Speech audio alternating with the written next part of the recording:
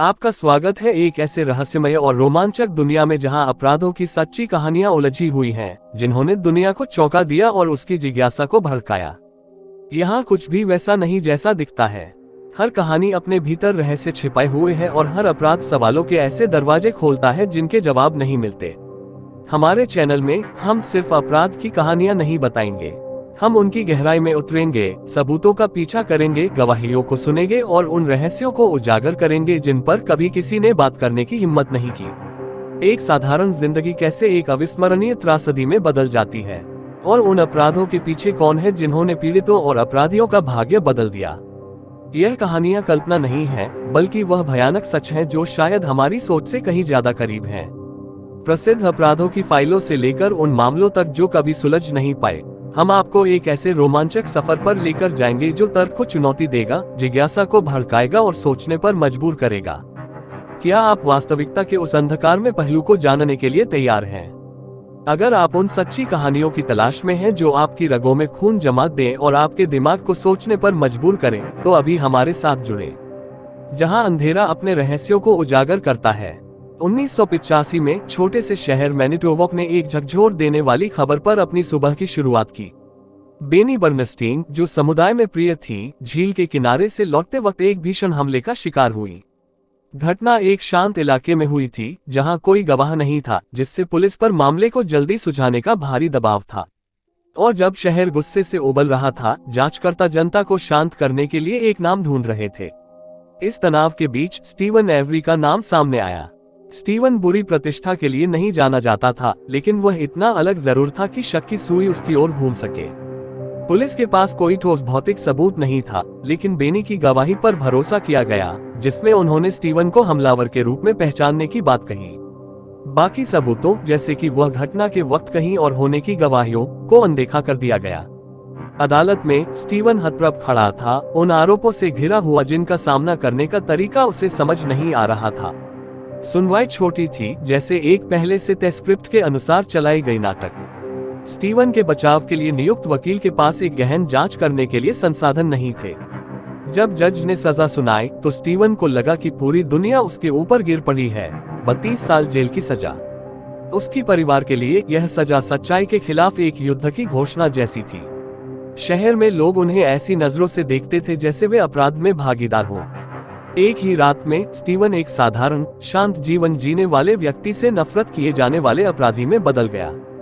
Jail के अपने शुरुआती दिनों में वह यह समझने की कोशिश करता रहा कि वह यहाँ कैसे पहुंचा। बाहर की दुनिया की हर चीज धीरे धीरे उसकी स्मृति से मिटती जा रही थी, जबकि वह लगभग पूरी तरह से एकांत में जीवन जी रहा था। ठंडी जेल की दीवारों के भीतर स्टीवन ने पीड़ा और अकेलेपन से भरी एक यात्रा शुरू की। जेल एक अलग दुनिया थी, निर्दयी, जहां इंसानियत खो जाती थी और केवल सबसे मजबूत बचते थे। उसे रोजाना खतरों का सामना करना पड़ता था, खासकर जब उसे बलात्कारी के रूप में लेबल किया गया था। जेल की दुनिया में यह सबसे खराब पहचान थी जो किसी के पास हो सकती थी। हर दिन स्टीवन लोहे के दरवाजों के बंद होने की आवाज से जागता था। भोजन अक्सर दुर्लभ और खाने के लायक नहीं होता था, फिर भी मानसिक दर्द हर शारीरिक कष्ट से कहीं अधिक होता था। उसने अपनी एक चिट्ठी में लिखा था, मैं यहाँ इसलिए नहीं हूँ कि मैं दोषी हूँ, बल्कि इसलिए क्योंकि व्यवस्था ने मुझे दोषी ठहराया है। यह जेल नहीं है, यह एक खुला नरक है। लिखाई ने उसकी मानसिक स्थिति को स्थिर रखने का एकमात्र तरीका बना लिया। वह अपनी डायरी में हर एक लम्हे को लिखता, जो वह अपनी दीवारों के पीछे बिताता था। अपने परिवार को भेजी गई चिट्ठियां आशा से भरी होती थी, लेकिन वह जानता था कि इस दुःस्वप्न से बाहर निकलना असंभव सा लगता है। उसका परिवार तमाम कठिनाइयों के बावजूद कभी उसे अकेला नहीं छोड़ता था। वे उसे नियमित रूप से मिलने आते, छोटे छोटे किस्से लेकर आते ताकि वह बाहरी दुनिया से जुड़ा रहे। उसके माता पिता उम्रदराज होने के बावजूद उसे मिलने आते रहते थे, हालांकि हर मुलाकात उन्हें मानसिक रूप से तोड़ देती थी। साल दर साल स्टीवन ने उम्मीद खो दी थी। वह डीएनए तकनीक के बारे में खबरें पढ़ता और सोचता था, क्या यह तकनीक उसे मुक्ति का रास्ता दे सकती है। लेकिन वह ज्यादा सपने देखने की हिम्मत नहीं करता था।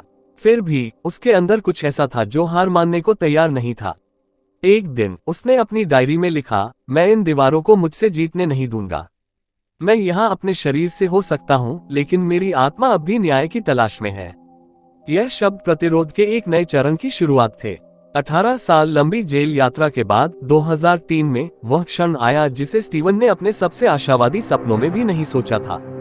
डीएनए तकनीक के विकास की वजह से रक्षा टीम ने साबित किया कि असली अपराधी स्टीवन एवरी नहीं बल्कि एक सीरियल अटैकर था जिसका नाम ग्रेगोरी अला था। अला पुलिस के रिकॉर्ड में एक अपराधी था और उसे निगरानी में होना चाहिए था, लेकिन वह इन सभी सालों तक स्वतंत्र रहा। जब स्टीवन जेल से बाहर आया तो उसके मन में खुशी और डैक का मिश्रित एहसास था।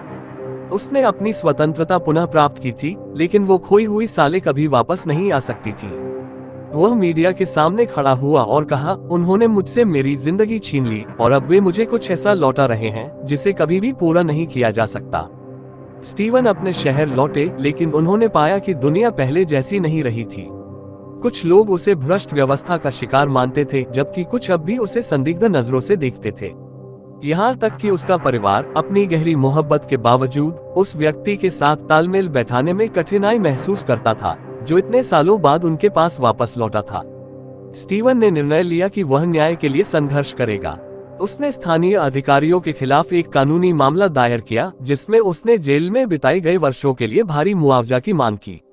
उसके लिए यह मामला सिर्फ अपनी जिंदगी वापस पाने की कोशिश नहीं था, यह व्यवस्था से लड़ने और उसे अपनी गलती मानने के लिए मजबूर करने का एक तरीका था। 2005 में मैनिटोबा शहर अपनी सामान्य शांति में लौट रहा था, लेकिन युवा फोटोग्राफर टेरेसा हलबाग का गायब होना एक बार फिर से सभी को चौंका दिया।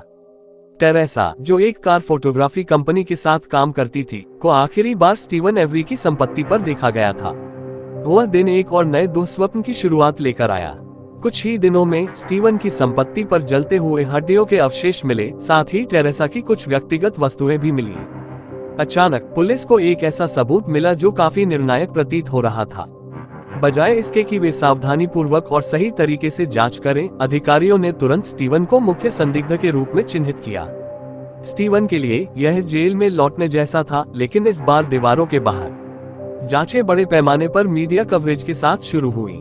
वह चाबी जो स्टीवन के घर से मिली थी, जिसे कथित रूप से पीड़िता की कार से जुड़ा हुआ बताया गया था, केवल कई तलाशी के बाद दिखाई दी, जिससे जांच की निष्पक्षता पर सवाल उठने लगे।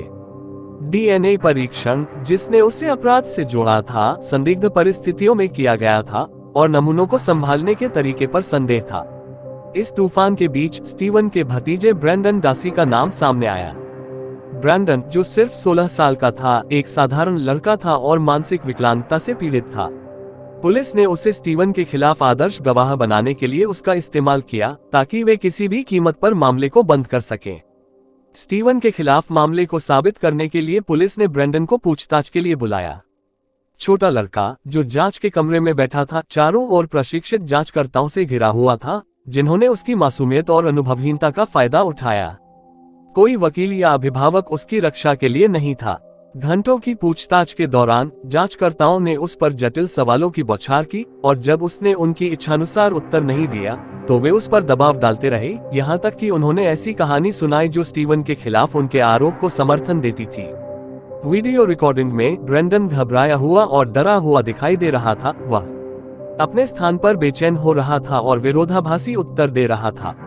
उसकी बातें कभी अस्पष्ट होती, कभी तर्कहीन, जो यह दर्शाता था कि वह उस स्थिति को नहीं समझ पा रहा था जिसमें उसे रखा गया था। उसने एक बार कहा, क्या मैं घर वापस जा सकता हूँ इसके बाद? मुझे अपना स्कूल का काम पूरा करना है। यह वाक्य ही इस बात का पर्याप्त सबूत था कि वह स्थिति की गंभीरता या इसके परिणामों को नहीं समझता था।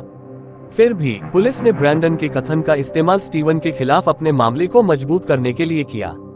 अदालत में अभियोजन ने उसकी गवाही पर भारी निर्भर किया था ताकि वह अपने चाचा को दोषी ठहरा सके, लेकिन बचाव पक्ष ने तर्क किया कि ब्रैंडन की पूछताछ अवैध थी और पुलिस ने उस पर मानसिक दबाव डाला था ताकि वह एक ऐसा बयान दे जो उनके आरोपों को सही ठहराए।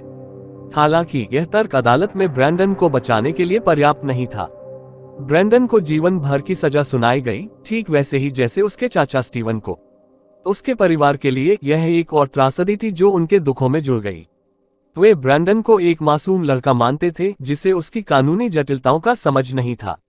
वह एक दिन पेशेवर पहलवान बनने का सपना देखता था, लेकिन उसके सपने एक निर्दयी व्यवस्था के नीचे चूर चूर हो गए थे। 2015 में नेटफ्लिक्स ने मेकिंग ए किलर नामक एक डॉक्यूमेंट्री श्रृंखला के माध्यम से मामले को पूरी दुनिया के सामने लाया। इस श्रृंखला ने स्टीवन और ब्रैंडन के मामले पर ध्यान केंद्रित किया, जांच की गलतियों, पुलिस के दबाव और सबूतों में स्पष्ट खामियों को उजागर किया। दुनिया भर में लाखों लोगों ने इस श्रृंखला को देखा और खुद को एक गहरे न्यायिक अन्याय की कहानी के सामने पाया। यह श्रृंखला सिर्फ घटनाओं का दस्तावेजीकरण नहीं था, यह न्यायिक प्रणाली पर विचार करने का एक आह्वान था। लोगों ने इस कहानी के साथ असाधारण तरीके से जुड़ाव महसूस किया। स्टीवन और ब्रैंडन का मामला दुनिया भर में चर्चा का विषय बन गया और अभियान शुरू हो गए जो उनकी केस की फिर से जांच की मांग करने लगे। वैश्विक ध्यान और जनता के दबाव के बावजूद दोनों का भविष्य नहीं बदला। स्टीवन और ब्रैंडन जीवन भर की सजा काट रहे थे, जबकि उनके दोषी या निर्दोष होने के सवाल बिना जवाब के लटके हुए थे। यह कहानी न्यायिक प्रणाली की ईमानदारी और समाज के दबाव के प्रभाव पर एक गहरा प्रश्न चिन्ह बन गई। स्टीवन एवरी की कहानी सिर्फ एक व्यक्ति पर आरोप लगाने की कहानी नहीं है। यह उस न्यायिक प्रणाली की कहानी है जो विफल हो सकती है, और उन पीड़ितों की जिनकी जिंदगियां गलतियों के कारण बदल जाती हैं जो कभी ठीक नहीं की जा सकती। कुछ के लिए स्टीवन और ब्रैंडन न्याय की भ्रष्टता का जीवित उदाहरण है। दूसरों के लिए यह एक पहेली है जिसकी सभी गांठें अब तक नहीं सुलझाई गई हैं। सवाल जो बिना जवाब के रह जाता है, क्या कभी कभी सत्य सबसे बड़ा शिकार हो सकता है? और इस प्रकार स्टीवन एवरी और ब्रैंडन डासी की कहानी समाप्त होती है। एक कहानी जिसमें डेथ, रोमांच और रहस्य है।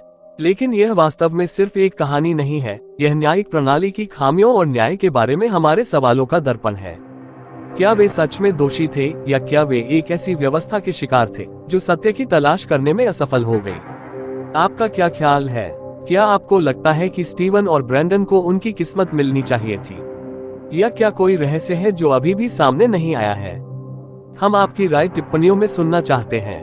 और न भूलें, अगर आप और अधिक रोमांचक और सोचने को मजबूर करने वाली असल कहानियां देखना चाहते हैं तो हमारी चैनल को सब्सक्राइब करें। घंटी का बटन दबाएं ताकि आपको हमारी नई वीडियो की जानकारी मिले, और इस वीडियो को लाइक करके और उन लोगों के साथ शेयर करें जो सत्य के गहरे रहस्यों में डूबना चाहते हैं।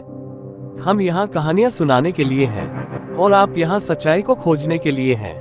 हमें फॉलो करने के लिए धन्यवाद, और अगली कहानी में आपसे मुलाकात होगी।